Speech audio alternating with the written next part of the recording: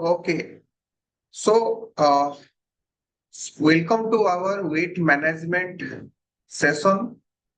ମୋ ନାଁ ହେଲା ଅଜିତ ସାହୁ, ସମସ୍ତେ ଜାଣିଛନ୍ତି ମତେ। ତ ଆମେ କିଛି ଜିନିଷ ଏ ଜାଗାରେ ମୁଁ ମୋର ପ୍ରେଜେଣ୍ଟେସନ କୁ ସେୟାର କରିବି। ଯଦି ଆପଣଙ୍କୁ କିଛି ବି ୟା ଭିତରେ ଲାଗେ କି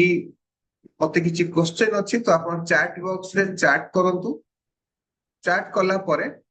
ଯଦି ମତେ ଲାଗିବ କି ମୁଁ ତା ଭିତରେ ଆପଣମାନଙ୍କର ଆନ୍ସର ଦେଇପାରିବି ତ ଦେବି, ନହେଲେ ଆମେ ଡିସ୍କସନ କରିପାରିବା ଆଫ୍ଟର ସେସନ। ସୋ ଆମେ ୱେଟ୍ ମ୍ୟାନେଜମେଣ୍ଟ କଥା ହଉଛେ। ବହୁତ ସମୟରେ କଣ ହୁଏ, ଗୋଟେ ନର୍ମାଲ ପର୍ସନ ମାର୍କେଟରେ ଯେତେବେଳେ ଆମେ ଗୋଟେ ମାର୍କେଟରେ ହଉ ବା ଯେକୌଣସି ଜାଗାରେ ଗୋଟେ ନର୍ମାଲ ପର୍ସନ କୁ ଆମେ ପଚାରିବା ଯେ ଆଇଡିଆଲ ୱେଟ୍ ବା ଆଦର୍ଶ ଓଜନ ଯଦି ଆମେ କହିବା କି ଜଣେ ଲୋକ ୱେଟ୍ କୁ କଣ୍ଟ୍ରୋଲରେ ରଖିବା ବା ନିଜର ଆଇଡିଆଲ ୱେଟ୍ କୁ ମେଣ୍ଟେନ କରିବାର ଇମ୍ପୋର୍ଟାନ୍ସ କେତେ ଅଛି, ତ କିଛି ଲୋକ ମାନେ ମ୍ୟାକ୍ସିମମ୍ ଲୋକଙ୍କର ଗୋଟେ କଣ ଥାଏ କହିଲେ, ଲୋକ ଚାହାନ୍ତି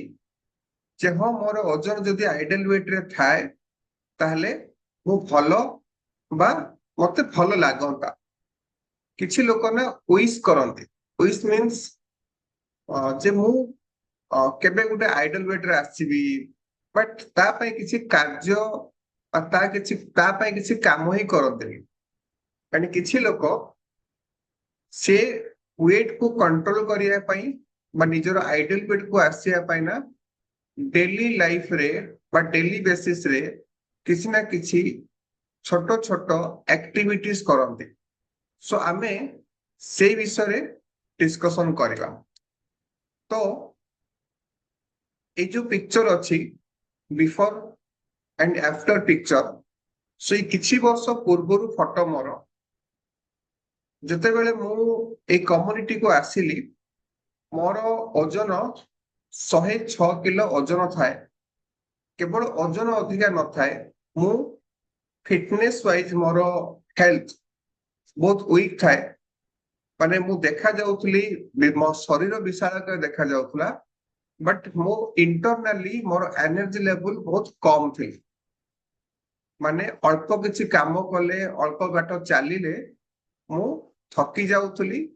ଆଉ ଅଧିକାଂଶ ସମୟରେ ସିଢି ପାହାଚ ଚଢିଲେ ମୋର ନିଶ୍ୱାସ ପ୍ରଶ୍ୱାସ କଣ ଠିକ ଭାବରେ ବା ନିଶ୍ୱାସ ଫୁଲୁଥିଲା। ତା ସହିତ ମୋର ହଜମ ଶକ୍ତି ଦୁର୍ବଳ ଥିଲା, ନିଦ କମ ହଉଥିଲା, ଆଣ୍ଠୁ ଆଉ ଅଣ୍ଟାରେ ପେନ୍ ହଉଥିଲା, ସବୁବେଳେ କନଫିଡେଣ୍ଟ ଲେଭେଲ ଲୋ ରହୁଥିଲା। କାହିଁକି ନା ସ୍କିନ ର ଡଲନେସ୍ ହଉ ବା ଅନକମ୍ଫର୍ଟେବଲ, ଯୋଉ ଯେକୌଣସି ଡ୍ରେସ ପିନ୍ଧିଲେ ପେଟ ବାହାରି ଗଲେ କେମିତି ଗୋଟେ ଫିଲ୍ ହୁଏ, ତ କନଫିଡେଣ୍ଟ ଲେଭେଲ ଲୋ ହବା ହଉ, ଏ ସବୁ ଜିନିଷ କୋଉଠି ନା କୋଉଠି ମୋ ଭିତରେ ଥିଲା। ସୋ ମୁଁ ଖୋଜୁଥିଲି କେମିତି ଗୋଟେ ଭଲ ଫିଟନେସ ଲେଭେଲ ପାଇବି। ସେଥିପାଇଁ ମୁଁ ଏଇ କମ୍ୟୁନିଟିରେ ଜଏନ କରେ। ପ୍ରଥମ ମାସ 4 କିଲୋ ମୋର ଓଜନ କମିଲା ପରେ ମୁଁ ବହୁତ ଖୁସିରେ ଆଉ କିଛି ଦିନ କଣ୍ଟିନ୍ୟୁ କରେ। ମତେ ଗାଇଡ କରୁଥିବା ମୋ କୋଚ ମତେ ସବୁଦିନ ଗାଇଡ କରନ୍ତି, ମତେ ସବୁଦିନ ପଚାରନ୍ତି କି ମୁଁ କଣ ଖାଇଲି, କେତେବେଳେ ଉଠିଲି, କେତେ ପାଣି ପିଇଲି, ଏଭ୍ରିଥିଙ୍ଗ ମତେ ପଚାରନ୍ତି ଆଉ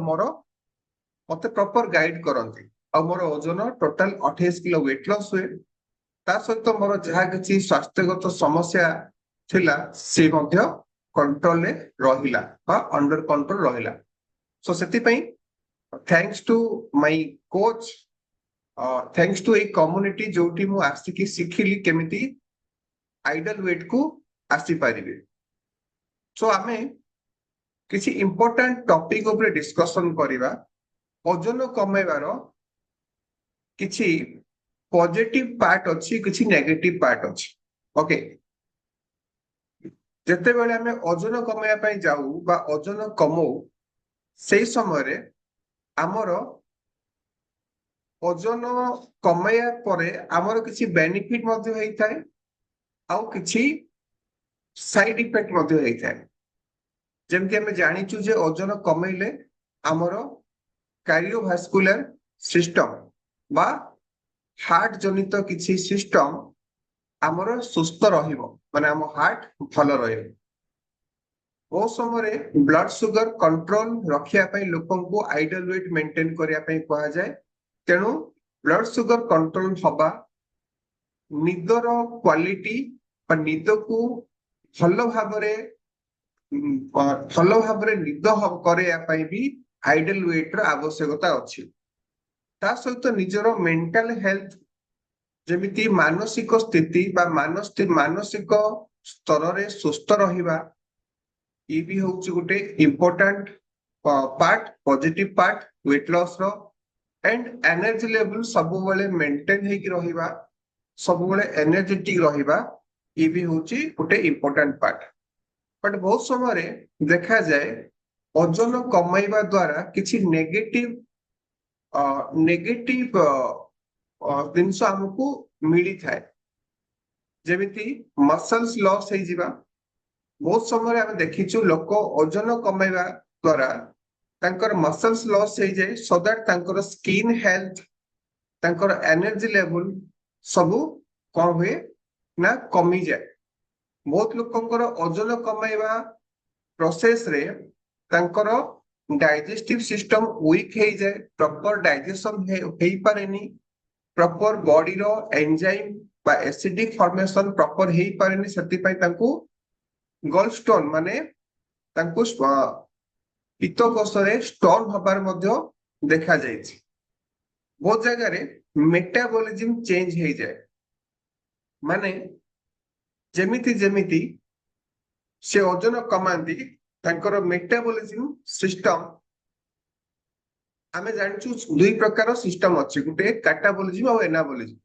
सो ग्रोथ हबार सिस्टम तांकर कमी जाए और डे बाय डे तांको बॉडी भांगी भांगी चले बा दुर्बल हे चले स्किन लूज हे जाए आउ न्यूट्रिशन डेफिशिएंसी हे जाए सो सेथि पई जते बेले किछि लोकन को आमे कहू ओजन कमेया पई तो लोक कोन करंती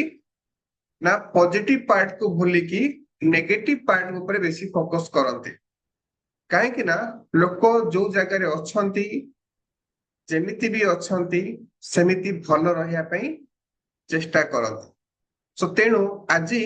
का टॉपिक रे आमे किछि सेही पॉइंट ऊपर डिस्कशन करिया सो या पई हमकु किछि जिंस चिंता करिया पई पड़िबो जे आमे एठी आसिचु कोन पई वेट लॉस और फैट लॉस भितरे बहुत किछि पार्थक्य अछि बा डिफरेंस अछि जदि मु कहिबी जदि गोटे लोक गोटे ओजन मेसिन रे छिड़ा हुए बाय एग्जांपल गोटे ओजन मेसिन रे छिड़ा हुए सो तार शरीर रे थिबा हाड़ मांस रक्त वाटर लेवल जहाँ भी किछि से ओजन मेसिन रे शो करे तो जते बेले वेट लॉस हुए बा किछि भी कारण पई बॉडी रो वेट लॉस हे जाए से जगह रे एक्जेक्टली ताको को प्रकार रो वेट लॉस करिवार अछि जदि जणा नथिबो ताहले हेई पारे तांकर मांसपेशी कमी गला परे भी ओजन मेसिन ले ओजन कम देखे सेति पई हमकु फैट लॉस ऊपर फोकस करिया पई पड़िबो only fat loss so fat loss माने आमे बहुत किछि जिंस सपोज मो आपको फैट आउ मसल्स भितरे किछि difference बुझौछि I think Gute picture अछि जोठी समान ओजन रो दुई जण महिला छिड़ाइचंती एंड से समान ओजन रो महिला जनको बॉडी रो शेप आउ जनको बॉडी शेप टिके डिफरेंस तमाने जो लोकर माने बॉडी बल्कि देखा जाउची तांको बॉडी रे फैट परसेंटेज 35% अछि जो जो महिला बॉडी शेप रे आछि तांकर बॉडी फैट 20% अछि सता माने हैला जहार बॉडी रे फैट परसेंटेज कम थिबो से तांकर बॉडी शेप भल थिबो सो तेणु आमको आम बॉडी रे फैट परसेंटेज को कंट्रोल रे आनिया पई पड़ियो सो तेणु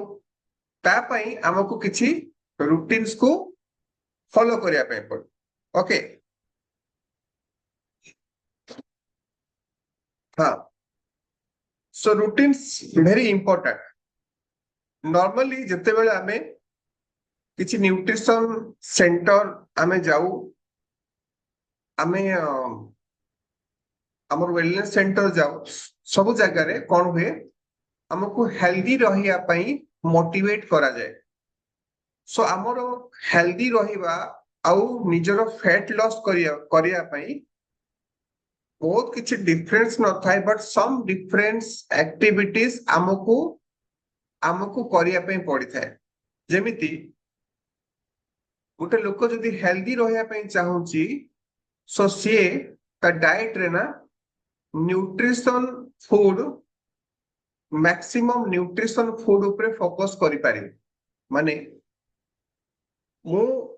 जेते बेले भी जहा खाइबी सेतरे न्यूट्रिएंट वैल्यू अधिका थिबो सेटा मु चिंता करिबी किंतु जे फैट लॉस करिया पे चाहूची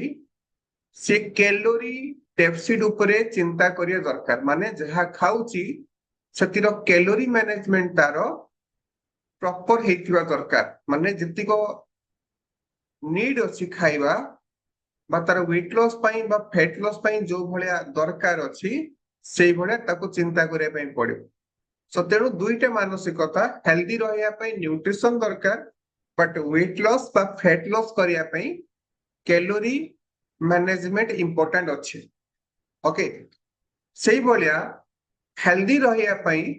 हमरो फूड रो क्वालिटी हमको चॉइस करिया पई पड़े जे मु हेल्दी रहिबी सो मु हेल्दी फूड चॉइस करिबी मार्केट तो जाली सिंगड़ा खाइबी कि बरा खाइबी कि फ्रूट्स खाइबी सो ये डिपेंड मो ऊपर माने मु चेष्टा करिबी कि हेल्दी चॉइस माने मु फ्रूट्स नहीं पारिबी मु स्वीट कॉर्न नहीं पारिबी मु हेल्दी चॉइस मो पाखे रहिबो बट जे फैट लॉस करिया पे चाहूचंती तांकु तांकर प्रोटीन इनटेक ऊपर फोकस करिया पे पड़े